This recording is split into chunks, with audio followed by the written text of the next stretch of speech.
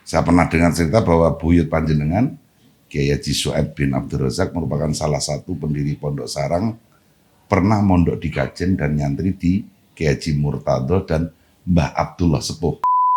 Makanya tadi saya sampaikan nikmat gitu loh. Kalau di Kajen itu punya Mbah Dullah sama Mbah Sakar. Itu kan nikmat. Santri itu kayak terayumi. Kalau di Sarang dulu itu, zaman dulu itu, eranya itu yang saya ceritakan punya Mbah Syuaib sama Mbah Umar. Mbah Syuaib lama itu. Mondok di Kajen cukup lama. Tidak tahu sampai kapan, tapi Mbah Maimun menyebutnya sampai Mablaghur Rijal. Menurut Mbah Nafek dan dari beberapa sumber mengatakan bahwa ketika Kiai Sahl Mahfud dan Kiai Ahmad Nafek belajar di Sarang, beliau dicandain oleh sejumlah bunyai Sarang. Loh Gus, kok ilmu Kajen mau kau ambil lagi? Itu benar nggak Gus cerita itu Gus? Saya kurang tahu Gus, tapi ya mungkin, sangat mungkin.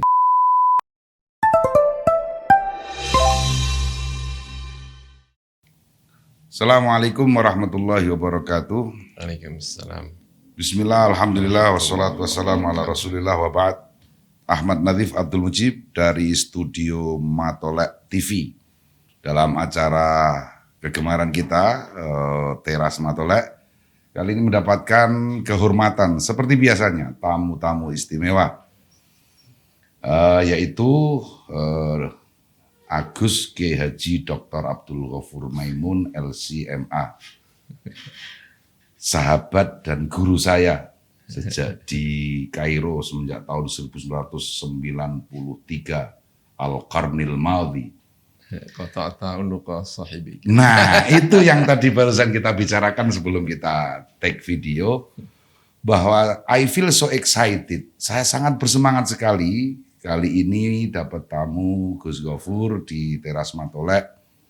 Tapi betapapun saya ingin memuji beliau, meskipun beliau tadi sudah menyitir salah satu hadis di mana seseorang memuji temannya di hadapan Rasulullah, kemudian Rasulullah dengan nada yang serius, waihaka kotok ta'unuka sahibik, celaka kamu sudah menggorok leher temanmu. Saya tidak bermaksud menggorok leher tamu kita malam ini atau kali ini, karena memang betapapun ini Gus Ghafur, mohon maaf, ditonton oleh KMF Keluarga Matul Falah, mulai dari generasi yang tersepuh sampai yang baru lulus tahun-tahun kemarin. Tentu saja mereka membutuhkan di samping informasi juga uswah-uswah.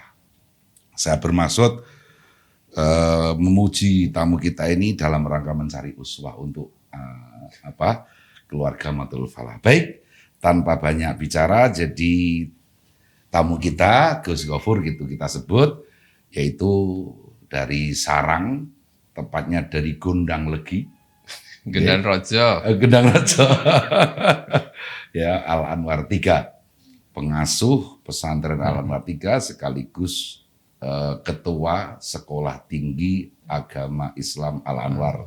Sarang membagi doakan semoga segera beralih status menjadi Universitas Al Anwar. Amin.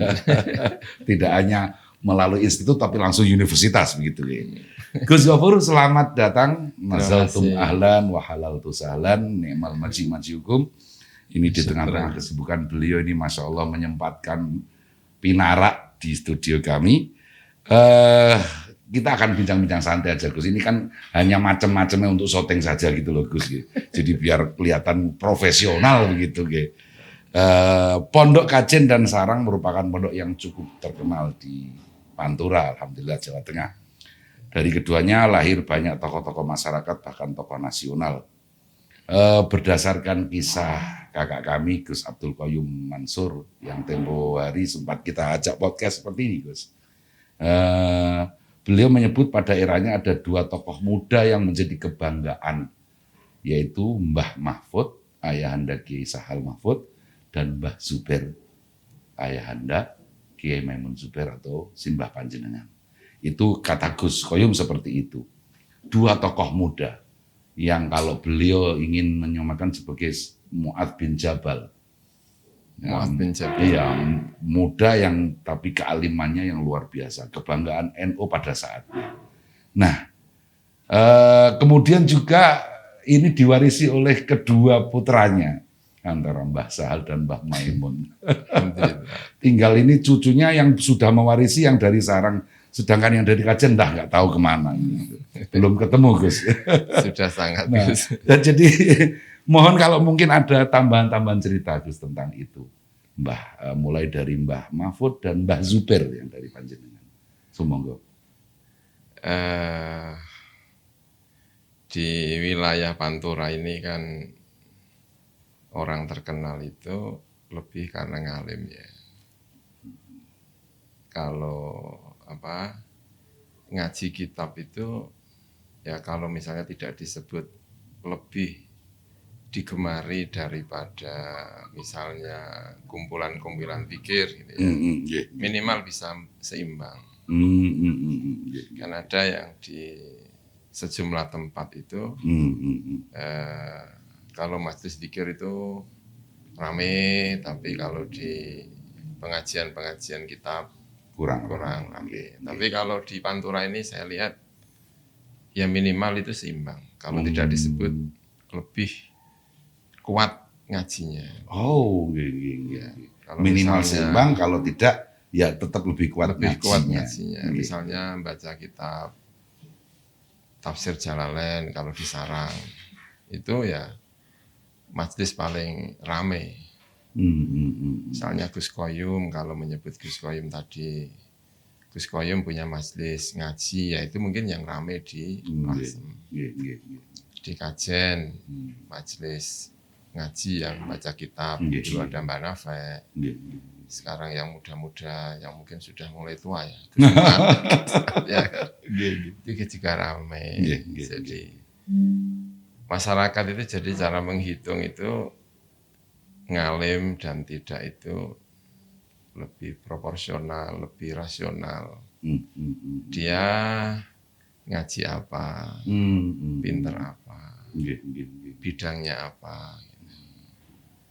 Nah, bisa dimengerti kalau misalnya ada tokoh yang digemari di sejak itu, ada Mbah Mahfud, ada Mbah Salam, ya ada Mbah Zuber, ya itu bisa dimengerti kalau itu menjadi idola. Karena ya di sarang itu orang dikenal alim, itu ya Mbah Zuber. Sama dengan misalnya di Kajen, salah satu tokoh yang sangat terkenal itu ya Mbah Mahfud.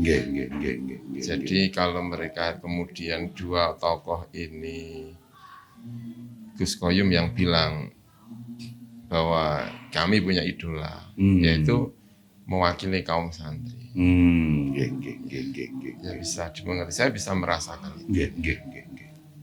Ada cerita-cerita menarik khusus tentang Mbah Zuber, Gus, di bidang keilmuan. Saya sayup-sayup mendengar Gus Bahak sering mengkomparasikan antara cara pemaknaan Mbah Zuber dengan cara pemaknaan Masyayikh Lirboyo. Dan belakangan Gus Bahak seperti menuntut kami munculkan cara pemaknaan Kiai-Kiai Kajen. Nah, kira-kira barangkali Gus Gofur bisa menambahi informasi tentang keunikan seorang tokoh Kiai Zuber Dahlan. Di sarang itu salah satu tanda orang pintar itu kitabnya nggak begitu banyak maknanya. Ya enggak tahu ya itu tradisi entah dari mana ya, saya juga kurang tahu ya. Pokoknya orang yang pintar-pintar itu di antara tandanya itu maknanya jarang-jarang. Wah, kalau gitu saya ya canggih Gus, karena kitab saya kan di laptop gitu, atau di tab gitu ya. Kalau dulu itu orang suka nanya-nanya, ini kamu kok orang pinter apa kamu nggak masuk? 11-12 ya Gus. Itu ada Pak Zaim itu kayaknya nggak masuk banyak itu. Nah gitu ya. Tapi kalau tradisi di Lirboyo itu mungkin maknanya banyak. Karena itu tanda tabarukan, tanda saya setia dengan guru. Ya tapi dua-duanya bisa dimengerti dan Nggih, punya nggih. Sekedar beda alasannya manhaj sama orang. masing-masing. Nggih, nggih, nggih, nggih. Nah kebetulan Mbah Maimun itu santri Lirboyo, santrinya Nggih, Mbah Manaf. nggih, nggih, nggih, nggih. Nah yang mengesankan dari Mbah Maimun, ya kesan Mbah Maimun tentang Mbah Manaf itu yang sering disampaikan itu adalah kalau ngaji domir itu nggak pernah dimaknai. Jadi ada Lirboyo Nggih, nggih, nggih. punya tradisi maknani, tapi kalau domir malah nggak dimaknani. Padahal kan biasanya Nggih, full nggih, makna. nggih, nggih. Kenapa, Gus? Lalu kata Mbah Manaf itu, man la ya'rif ad-domir falaisa lahu domir. Luar biasa, nggih. Orang yang nggak punya tahu maknanya domir berarti nggak punya hati. Hati. Ya, gitu. Nggih, nggih, nggih, nggih, nggih, nggih, nggih. Itu sangat terkenal. Ya karena kebetulan Mbah Maimun itu kan orang Sarang yang jarang maknani. Mbah Maimun itu kalau ngaji kan jarang maknani, kalau yang Domir-domir. apa gitu kadang mazkur apa gitu gludeng-gludeng gitu pokoknya. Ya, Nggih, nggih. pokoknya yang ini. Makanya dulu itu kalau di Sarang itu ngaji kalau sama Mbah Maimun ya saya kan taunya Mbah Maimun ya.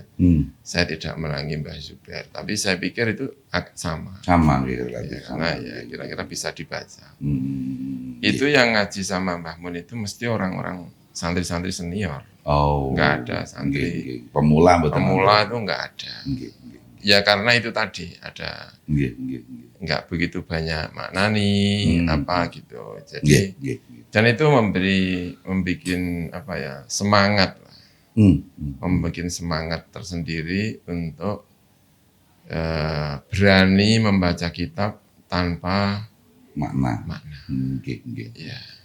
Ya meskipun itu tadi selalu silah dzu haddain. Ada yang karena sudah pinter, ada yang karena nggak pernah nggak masuk. pernah masuk. Saya juga kadang-kadang itu buka kitab-kitab saya yang lama ini kok ada maknanya, kadang enggak. Apa waktu ini agak pintar ini ternyata mungkin nggak masuk. 11-12 yang tahu dirinya sendiri Gus. Ya mungkin. Bahwa hubungan antara Pondok Saran dan kajian ini sudah ada yang mengatakan terjalin sejak tahun 1800-an. Saya pernah dengar cerita bahwa buyut panjenengan Kiai Haji Syuaib bin Abdul Razak merupakan salah satu pendiri Pondok Sarang, pernah mondok di Kajen dan nyantri di Kiai Haji Murtado dan Mbah Abdullah Sepuh. Mbah Abdullah Sepuh adalah Mbah Abdullah bin Ismail. Dari Mbah Abdullah bin Ismail memiliki putra Mbah Salam dan Mbah Nawawi. Kalau Mbah Salam ke Mbah Abdullah Salam gitu. Nah, kalau Mbah Nawawi ke termasuk Mbah Mahfud. Mu'ad. Nah, ya nggih. Jadi kalau Mbah Mahfud itu kan putra kedua dari Mbah Salam. Nah, ada cerita, nah ini monggo nopo dikonfirmasi bahwa Mbah Kiai Syuaib bin Abdul Razak, Mbah buyut panjenengan, berarti ramane Mbah Zubair. Saya Nggih, bin Maimun, nggih, Maimun bin Zubair. bin ya kalau Zubair enggak Oh, situ. nggih. Ibunya namanya Mahmudah, Nggih. Mahmudah binti Ahmad, Terus binti Syuaib. Ahmad bin Syuaib. Bin Syuaib. Nggih, Ya, nggih. berarti kalau saya itu nomor 5. Nomor 5. Oh, nggih. Jadi saya generasi kelima kalau Oh. Mbah Syuaib. Nggih. Kalau apa berarti generasi ke. Jadi itu memang pendiri Sarang nggih. Bukan. Pendiri Sarang itu Mbah Ghazali. Dan Mbah Syuaib itu, tapi sebagai kiai. Yang mendanai itu namanya Mbah Saman. Nah, Mbah Syuaib itu cucunya Mbah Saman. Oh. Tapi diambil menantu Mbah Ghazali. Oh gitu. Nggih. Jadi dia penerus Mbah setelah Mbah Ghazali. Mbah Ghazali kabundut, punya menantu-menantu. Nah, di antara penerusnya itu Mbah Syuaib. Nggih. Dan Mbah Syuaib ini konon nyantri di Mbah Kiai Murtado. Iya, saya juga sering kalau datang ke sini itu ya nanya-nanya Mbah Murtado. Nggih. Di katanya sih di sini di Waturoyo. Waturoyo. Nggih. Ada Mbah Murtado. Berarti ya saya bayangkan itu ya Mbah Murtado itu ya orang alim. Membaca Al-Qur'an itu Mbah Syuaib itu mulai dari Al-Fatihah sampai An-Nas. Hmm. Ijazah zikir la ilaha illallah juga dari Mbah Murtado. Kiai yang terkenal, saya sering menceritakan waktu dulu kapundutnya Mbah Sahal. Nggih. Saya kan diundang sama Gus Rozin dan keluarga, lalu saya sampaikan pondok itu santrinya sangat menikmati kalau ada dua figur. Figur pertama itu figur kealiman, figur kedua itu figur kesufian. Robbani. Ya, Robbani.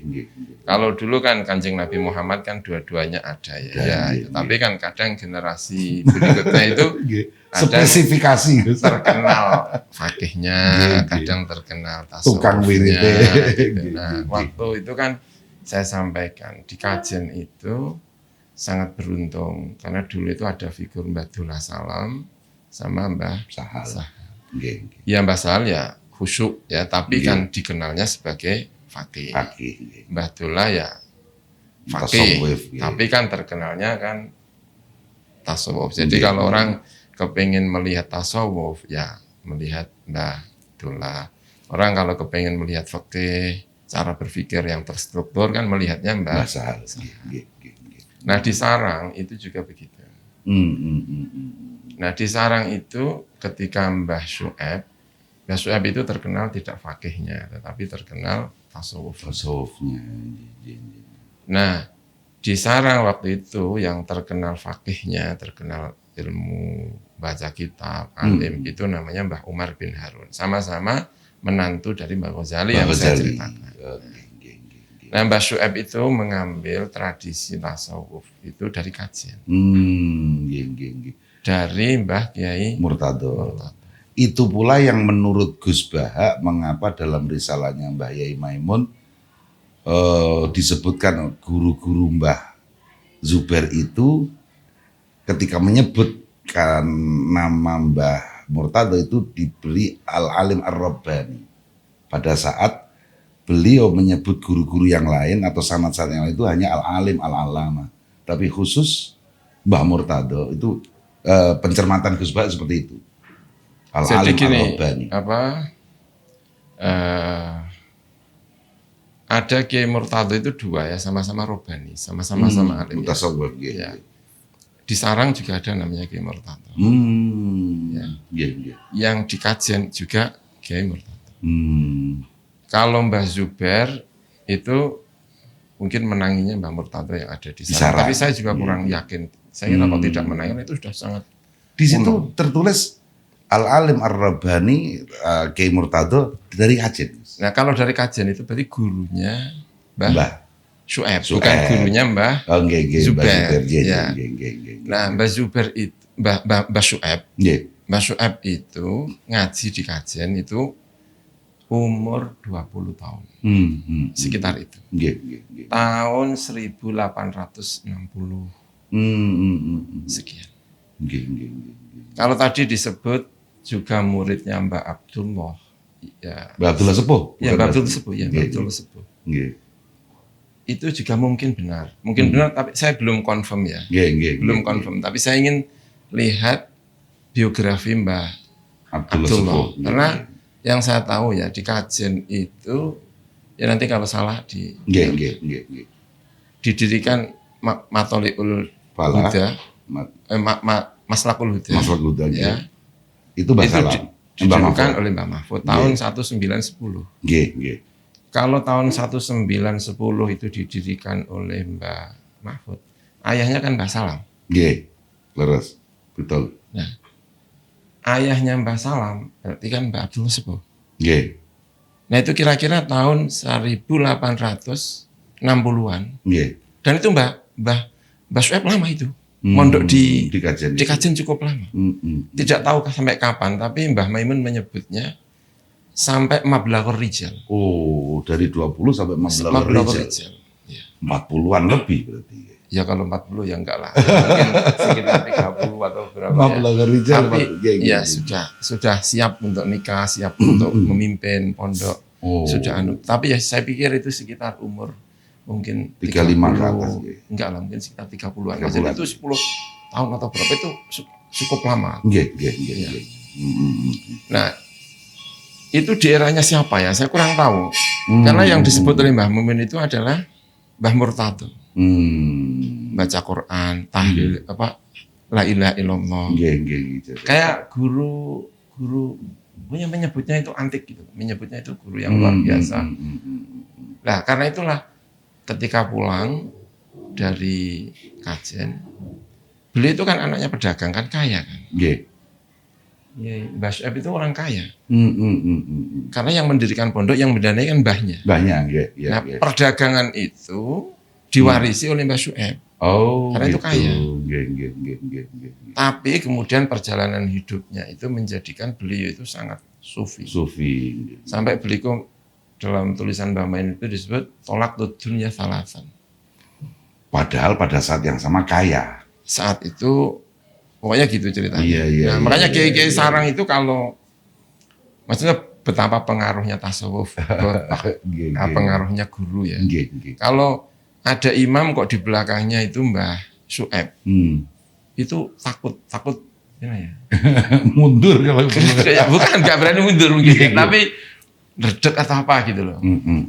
Jadi gurunya itu Mbah Murtado. Itu dari kajian. Nah, saya belum tahu ya keturunan. Saya tanya katanya nggak punya keturunan atau apa gitu. Bisa jadi memang nggak. Laisa lahu athar yuzkar. Tapi benar-benar ditulis di apa ya? Iya, banyak Mbah Maimun selalu menyebutnya. Pada generasi berikutnya yaitu generasi Kiai Sahal, Kiai Nafek, Kiai Ma'mun Muzayyin, dan banyak lagi kiai-kiai di Kajen yang juga kemudian nyantri di sarang. Menurut Mbah Nafek dan dari beberapa sumber mengatakan bahwa ketika Kiai Sahal Mahfud dan Kiai Ahmad Nafek belajar di sarang, beliau dicandain oleh sejumlah punyai sarang. Loh Gus, kok ilmu kajian mau kau ambil lagi? Itu benar nggak Gus cerita itu Gus? Saya kurang tahu, tapi ya mungkin, sangat mungkin. Sangat mungkin itu artinya ya Mbah Mahfud itu kan ya tokoh yang terkenal, ya Mbah Sahal ya mungkin kurang beruntung dalam arti ekonomi, dalam arti mungkin ya karena cerita-cerita tentang Mbah Sahal di sarang itu prihatin. Mungkin kan karena prihatin dan kelihatan. Tapi kan beliau di sarang itu kan tidak mubtadi ya. Beliau kan sudah malah menulis beberapa kitab, sudah alim, sudah memang tinggal mematangkan. Karena itu langsung ngajinya kepada Mbah Zubair. Dan tanak ngaji sama Mbah Zubair. Lama Dan saya kira waktu itu juga. Tapi tahun itu ya saya melihat itu kayaknya Abah waktu itu mungkin sudah menikah Pak ya. Mbah Maimun itu kayaknya sudah menikah. Jadi tidak satu pondok, tapi Abah mengajarnya masih di MUS. Jadi saya kira tahu lah, sangat akrab gitu. Sama Mbah Zubair. Nah, Mbah Zubair itu kan menantu di pondok itu kan. Jadi tidak ikut menjadi pengasuh. Karena itu ngopeni santri itu luar biasa. Ngopeni santri itu luar biasa. Karena fokusnya memang itu. Nah kalau melihat orang yang alim, itu Mbah Zubair itu senang. Perhatian. Saya lebih melihat seringkali Mbah Sahal menampakkan ta'adubnya dengan Mbah Maimun itu sebagai gusnya. Bisa dimengerti. Saya bisa merasakan itu. Mbah Sahal melihat Mbah Maimun tidak sekedar semata-mata sesama kolega ulama, tapi lebih melihatnya sebagai gusnya, putra kiainya yang diberi penghormatan yang secukupnya, begitu. Di sini tuh ada loh, kiai namanya Kiai Nur Yahya. Kiai Nur Yahya itu rumahnya di Winong. Itu santri sarang. Dulu santri kajian. Yang ngajak ke sarang itu Mbah Sahal. Sekarang masih saya begitu. Usia berapa gitu? Ya, nggak tahu ya. Ya mungkin 70. Wah, nanti kita lacak itu ya, Kiai Harati Winong ya. Siap itu ya. Ya, itu kawannya Mbah Nafek. Apalagi alumni Matolek juga kan. Ya, dulu kayaknya lah. Saya bisa merasakan hubungan Mbah Sahal dengan sarang diantaranya ya melalui Kiai Nur Yahya. Jadi Ya selain itu ya memang Kiai Sarang itu kan sama Kajen kan hormat. Nggak ada Kiai Sarang bilang Kajen kan nggak ada, bilangnya Hajen. Hajen gitu. Ya, Hajen. Nggih. Betul. Jadi kayak menghormati ini itu Tidak sembarang nama gitu, tidak. namanya nggak tahu ya. Iya. Tapi kok saya dengar Kajen nggak ada yang bilang Hajen kalau Kajen. Orang Kajen sendiri. Padahal orang Sarang itu bilangnya dulu itu Kiai kita Hajen. Hajen. Betul. Pakai hak Ya, betul. Hajen. Ya, apalagi Mbah Maimun yang kita sempat selalu mendengarkan ngaji-ngaji beliau ya Hajen, betul. Ya kenapa kok sekarang jadi Kajen? Apa kurang fasih apa? Nah ini kritikan betul bagus ini untuk santri Kajen dan orang Kajen pada umumnya. Nggih. Hajen, nggih. Mbah Sahal dalam hal apa sanad-sanadnya lebih banyak ke Syekh Yasin bin Isa Al-Fadani. Mbah Maimun juga begitu gitu. Sama. Itu mengapa? Apa semata-mata karena memang Syekh Yasin itu musnidud dunia atau ya memang pas cocok dengan ini antara Kajen dan Sarang ini kok muaranya kok selalu sama gitu loh Gus. Kalau Kajen tidak punya cerita, saya bisa menduga. Kecuali jenengan pernah mendapatkan cerita dari Mbah Sahal, kenapa saya di Syekh Yasin.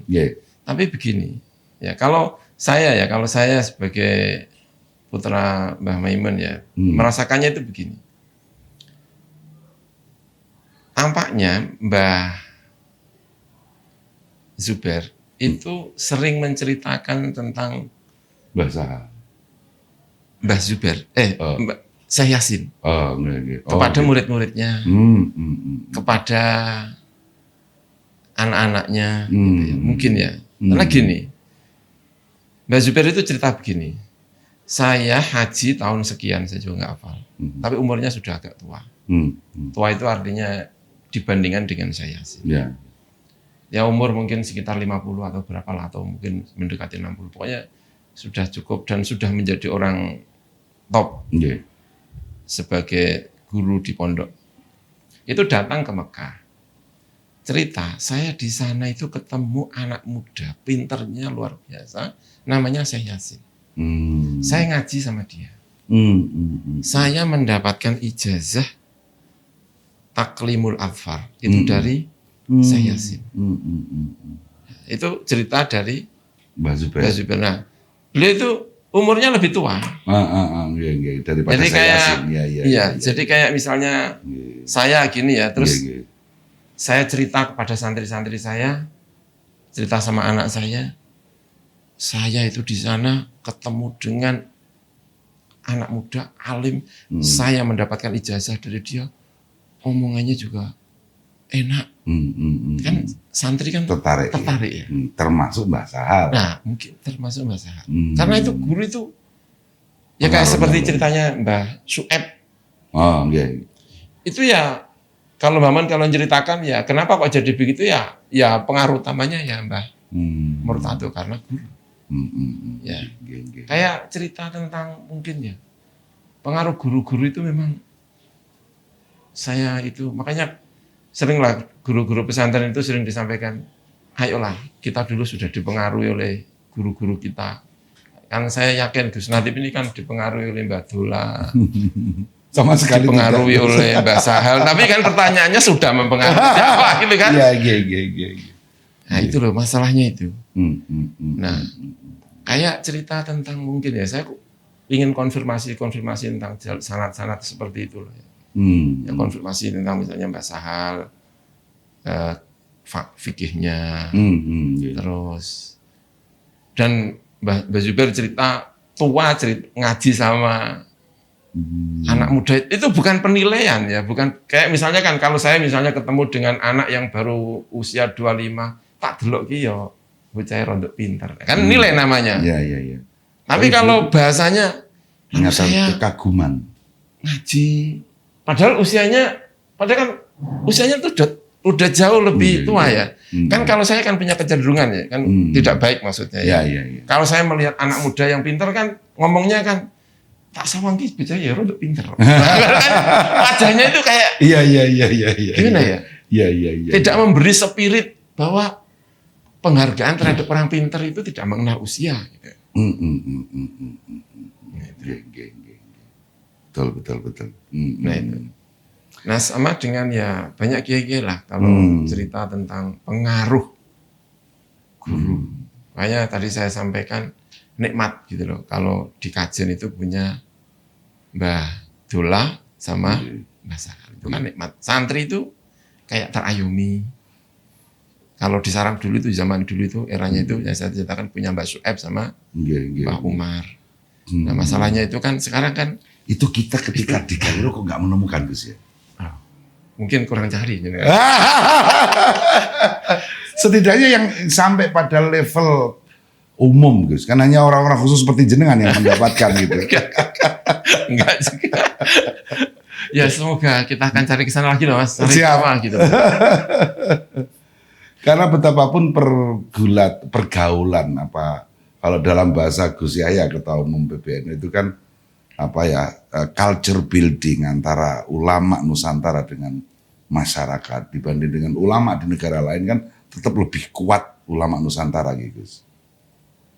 Jadi sampai kalau dalam seloroh kita kan mulai misalnya kita sebagai santri mau nikah kembali ke kiai.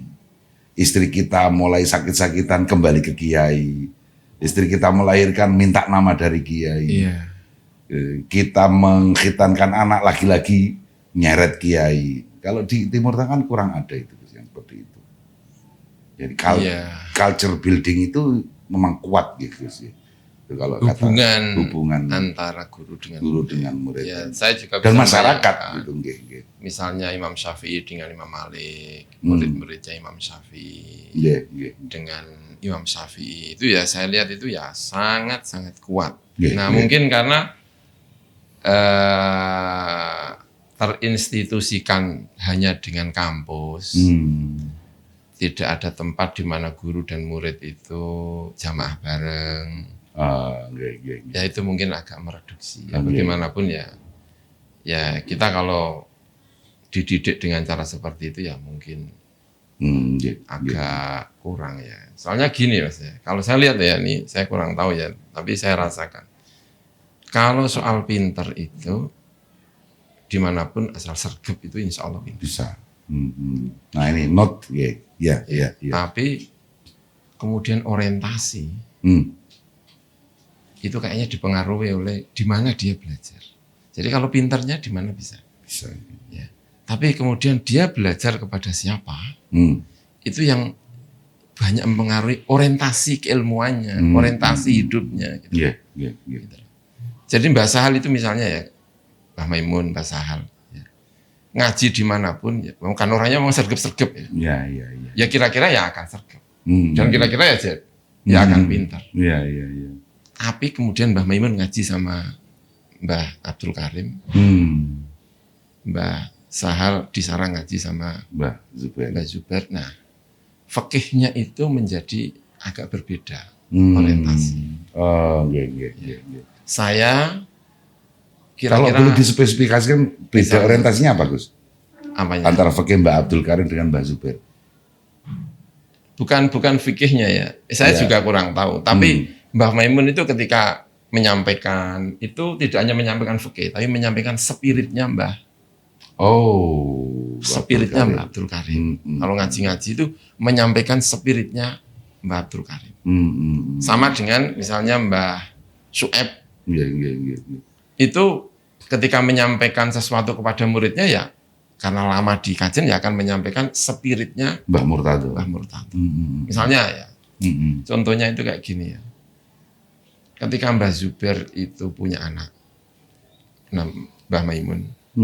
Ya, Mbah Zubair itu ketika pulang dari Mekah, kan ngaji lagi sama Mbah Mas Kumambang. Mbah Fakih Mas Kumambang.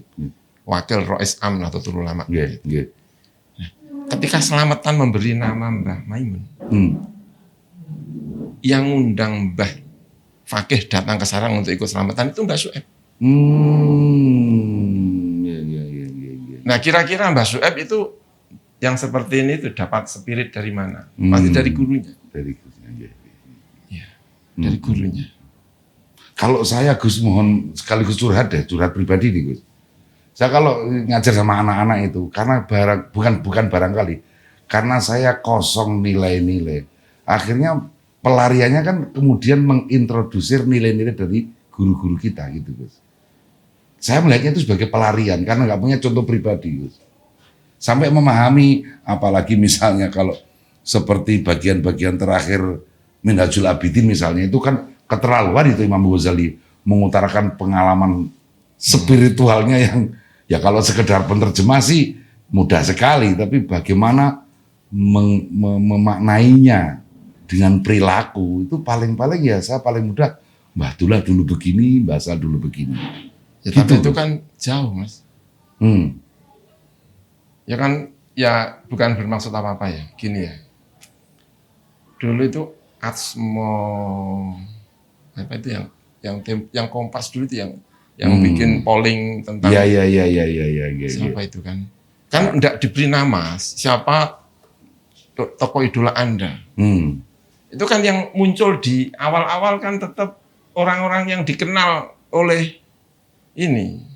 Hmm. Sehingga tokoh top apapun itu ya bisa nomor sekian. Oh iya. Karena ya Arswendo gitu. ya, Iya. karena kan ya tidak hadir. Iya. Ya saya tahu lah kalau di sini misalnya selalu menyebut Mbah Itulah Mbak Sal. Dullah, Mbah Sahal, ya jenengan merasakan karena ikut khidmah, tapi saya tidak yakin santri-santri yang tidak pernah bersentuhan dengan itu merasakan getaran yang sama dengan getaran yang kita rasakan. Oke. Ya itu perlu. Iya, Sama dengan kita menyampaikan Kanjeng Nabi itu begini, itu ya sangat perlu. Tapi kan butuh Hamzah Wasol. Kan tetap butuh Hamzah Wasol, nggak bisa itu. Ada mungkin Gus cerita-cerita unik tentang Mbah Sal ketika di sarang yang panjenengan dengarkan dari ulama-ulama sarang, sesepuh-sepuh sarang. Ya ceritanya ya tentang pokoknya itu rajin, orangnya rajin Dan prihatin. prihatin. Nah itu yang harus digarisbawahi. Prihatin. Konon katanya Kalau Mbah pulang Sal- kadang tidak ke rumah tapi ke Mbah Sal ketika mondok entah yang di mana Gus, di mana? sambil jualan rokok. Ya bisa jadi. Apakah itu di sarang atau kayaknya enggak di sarang ya, karena orang sarang kan bukan ahli rokok gitu. Kiai dulu itu kayak gitu tuh biasa. Kiai itu biasa gitu. Iya.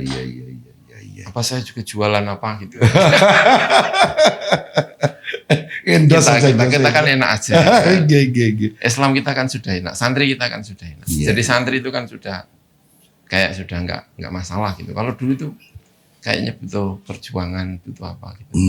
Nah, jadi Barangkali yang mendekati akhir-akhir halakoh ini Gus, sejak dulu saya pernah sendiri mendengar Mbah Maimun itu Mbah Dullah. Setiap kali anak-anak santri kajen kelas 3 alia menjelang akhir itu, kalau minta pertimbangan ke Mbah Dullah untuk meneruskan mondok, itu bukan selalu tapi hampir mayoritas selalu diarahkan ke sarang. Dan itu juga sampai sekarang. Saya pun juga kalau anak minta itu ya saya tanya, kamu mau kuliah atau mau mondok, atau kuliah dan mondok, saya bilang gitu. Rekomendasi saya selalu kalau kuliah dan mondok ya di Al-Anwar 3. Kalau mondok ya di Al-Anwar gitu.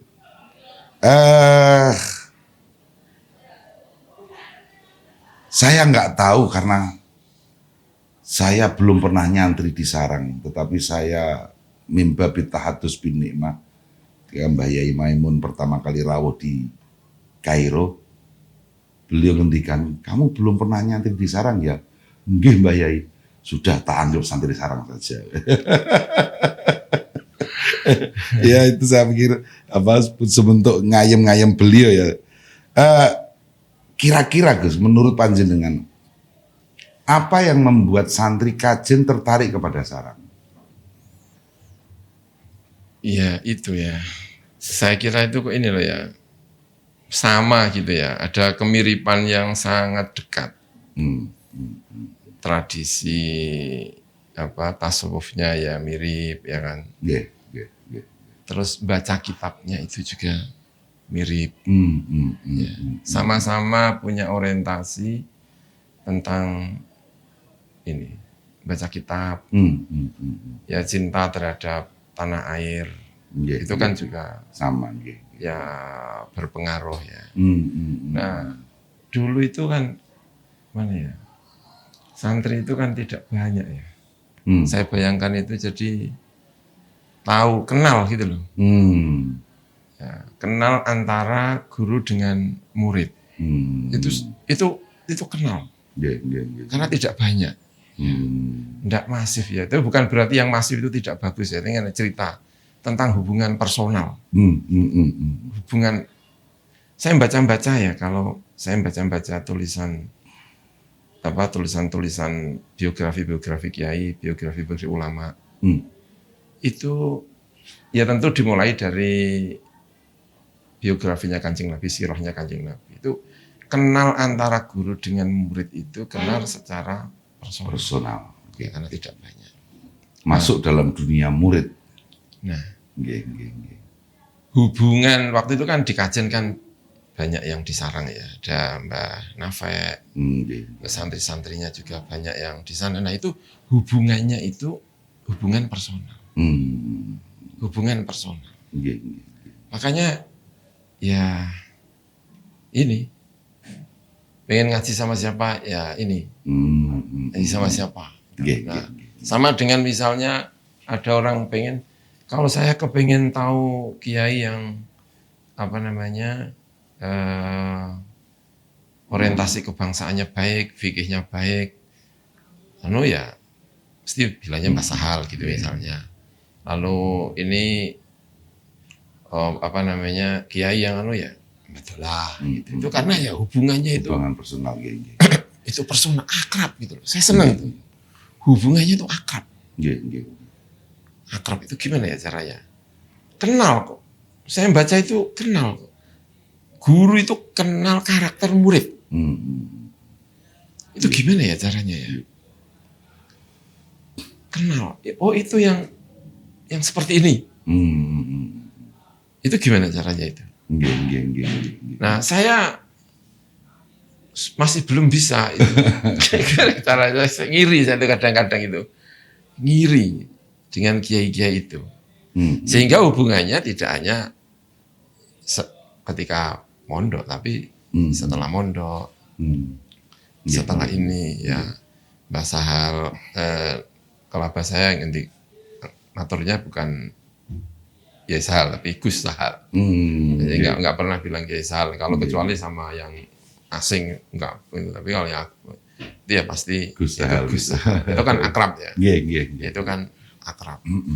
Jadi umurnya kan kalau saya lihat itu sekitar terpaut 10 sampai Ya.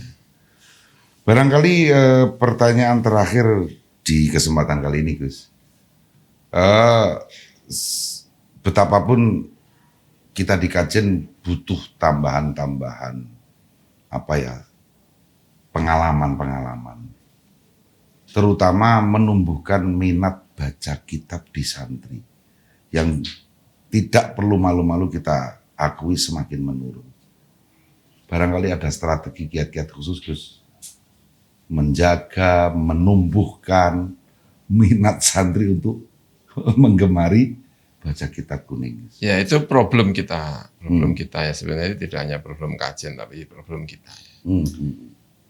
Nah, sikap berimbang itu memang sulit, Mas.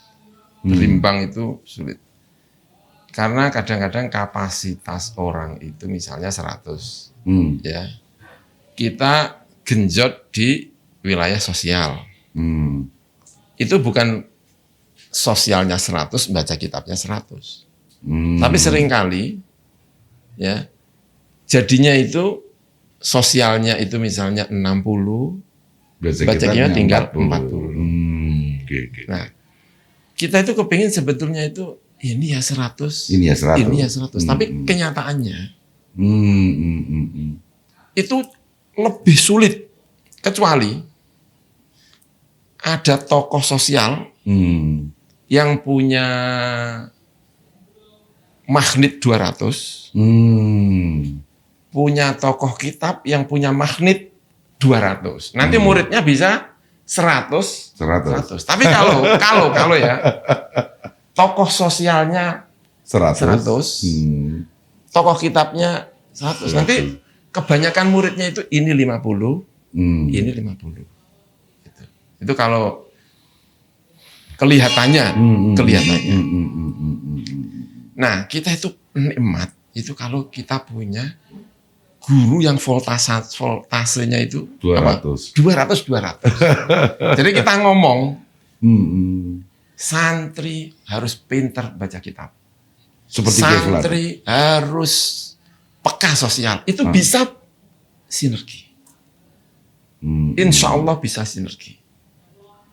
Tapi kalau yang ngomong kita harus baca kitab, tapi voltasenya 80, di sini memerintahkan bukan kitab, tapi peka sosial. Itu ya. Karena apa ya? Ya, karena manusia itu kan aneh ya. Manusia itu kan aneh, menurut saya ya, itu aneh. Anehnya gini, dia itu bisa kuat, tapi bisa juga lemah. Jadi manusia itu ajaib. Tinggal yang memompa.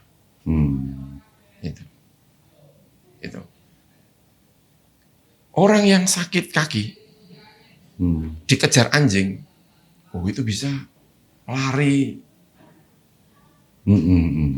Ya. Tapi orang yang sehat disuruh lari, nggak bisa secepat itu. Nah, wah, luar biasa ini. Nah itu, makanya tadi kan saya sampaikan itu kan, kalau saya pribadi kan, saya sudah dipengaruhi oleh. Saya pertama kali datang. Nyuwun sewu kalau sekedar yang beredar di pasaran itu metode membaca kitab 100 jam, 40 jam itu nonsen sih. Ya itu kan teori, Mas. Ya kan bukan semangat, itu kan teori belajarnya, bukan semangatnya. Itu kan bukan semangatnya.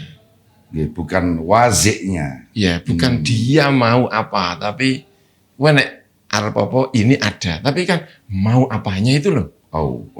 Waziknya yang kurang gitu. Iya. Iya. Wah, luar biasa ini. Ini akan segera saya akhiri karena memang tergantung masalah durasi, tapi nanti di rekamannya akan saya ulang-ulang ini bagian terakhir ini. Akan saya renungkan, saya diskusikan dengan teman-teman. Kalau perlu bikin workshop menumbuhkan wazik ini, motivasi untuk minat mencintai baca kitab pun. Nah, ada Gus Natif.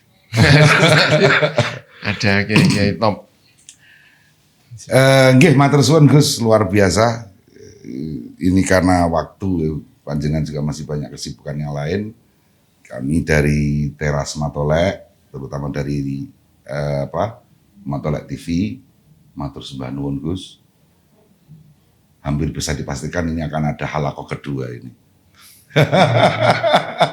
Kedua, ketiga, nanti pokoknya kapan-kapan lah kalau dekat-dekat dengan kajian sangat ahlan wa sahlan kerso pinarak lagi gitu ya. Untuk sekarang ini kita akhiri dari kayan Ahmad Natif Abdul Muji bersama Gus Haji Dr. Abdul Ghaffur Maimun dari Sarang dan dari studio Matolek TV di Kajen. Ucapkan wassalamualaikum warahmatullahi wabarakatuh.